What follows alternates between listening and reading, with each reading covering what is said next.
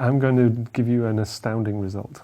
Astounding. An astounding result. So I'm just going to write down a little sum, and we're just going to see what answer it gives. 1 Plus 2 plus 3 plus 4 plus and I include all the natural numbers, so all the way up to infinity. So what do you reckon the answer to this is, Brady? Well, I would say it would tend towards infinity. Yeah, that makes sense, doesn't it? The answer to this sum is, remarkably, minus a 12th.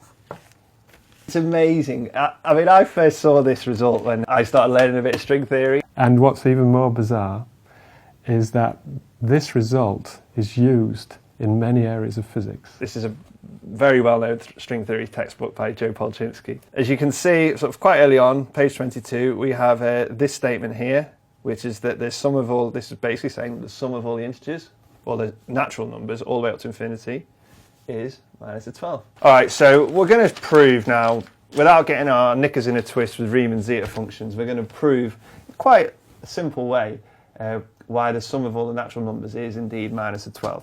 So to do that, we're going to do this in a number of steps. We're going to look at a few different sums. The first sum that I want to look at, I'm going to call it S1, and it's 1 minus 1 plus 1 minus 1 plus 1 minus 1, and so on. That's the first sum I want to look at in principle. The second sum I'm going to look at is 1 minus 2 plus 3 minus 4, and so on. Carry on in that process all the way up.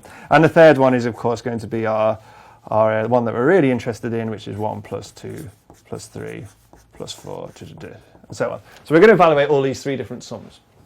Now, the first one is really easy to evaluate. We need to attach a number. Now, clearly, what is the answer to this? Now, you stop this at any point. Okay, if you stop it at an odd point, you're going to get the answer 1. If you stop it at an even point, you'll get the answer 0. Clearly, that's obvious, right? So what number are we going to attach to this infinite sum? Do we stop at an odd or an even point? Well, we don't know. So we take the average of the two. So the answer is a half. There are other ways to prove that this sum is a half, by the way, which we can do if you want. But No, there'll be a link. There'll be a link there because we've done it before. Okay, good. So you'll see the link there. Okay, so this is a half, but I think intuitively that's the easiest way to see it, that you either get 0 or 1, and therefore you just take the average. So this is the natural number to attach to this sum. But once we know this, we're laughing, okay? Because from this, we can achieve everything that we want to achieve. The next step is to find out what this sum is. So what I'm going to do is, I'm going to take 2 copies of this S2. Okay, so I'm going to add it to itself. So 2 times S2 is equal to, well, let me just write it out. So I'm going to write it out twice. 1 minus 2 plus 3 minus 4, so on. And then I'm going to add to it itself, but I'm going to shift it along a little bit. So that's plus 1 minus 2 plus 3 minus 4, and so on. Okay, I've just taken 2 copies and added them together. But I've done it in a particularly nice way, in that I just push this one along slightly on the bottom. So now you see what you get. You take this one and this and this, and I get 1. So 1 plus nothing is 1. Minus 2 plus 1 is minus 1. 3 minus 2 is 1. Minus 4 plus 3 is minus 1, and so on. And I'm going to keep getting this pattern. So hang on a minute, I've just got back the sum that I started with, which I know the answer to. So half. Okay? So therefore I know this sum now. Because I just divide through by this 2 and I get a quarter. So now I know that this sum, this second sum with some where the signs alternate, is actually equal to a quarter. So this is my second remarkable result. Now I have everything I need to prove this crazy minus a 12 thing, right? Okay, so let's do it. I'm going to take this one and I'm going to subtract this one. Okay, so I'm going to subtract S2 from S. Well, let's write them out again. Okay, so I'm going to write out S first, which is 1 plus 2 plus 3 plus 4 plus 5, and so on. Okay, and I'm going to subtract S2.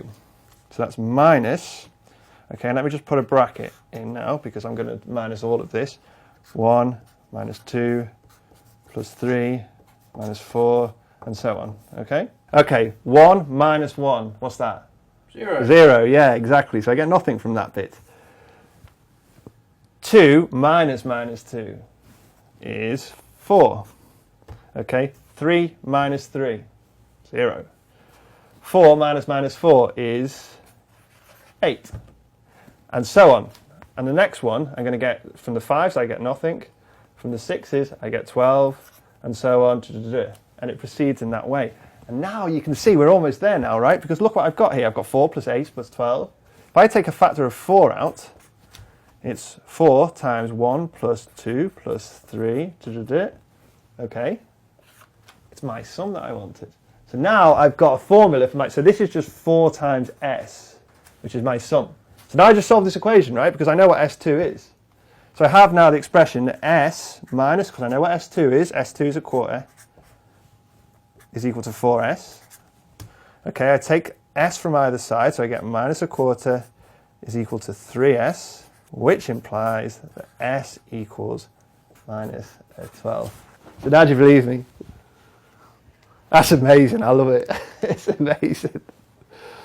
Who'd have thought it? Tony, if I got a calculator out and wrote 1 plus 2 plus 3 plus 4 plus 5, and I sat here until the end of everything and then pressed equals, would I get minus a 12? I actually mean the end of everything. You can't do it to the end of everything, can you? So, see, the point is, I know this looks like a bit of mathematical hocus pocus sort of thing, but actually, in truth, it's not. And I'll tell you why we know it's not. We don't, and I know you think I go on about physics too much, but we know it's not because of physics, because these kinds of sums appear in physics, and in physics we don't get infinite answers. It's amazing, and it's just, do you know, I was trying to come up with an intuitive reason for this, and I just couldn't. So to be honest, it's just, you have to do the mathematical hocus pocus really to see it, and then you just have to believe that you're not measuring physical infinities in nature, and then those two facts together, I think, give you confidence in this result. But it is clearly counterintuitive, and it's counterintuitive because, you know, intuitively you just want to stop the sequence, and the minute you stop the sequence, then all your intuition for this result goes out the window. So if I do 1 plus 2 plus 3 plus 4 plus 5 and I go up to a Googleplex, you'll get a big number. Yeah, you won't get anything like minus a 12. You have to go to infinity, Brady.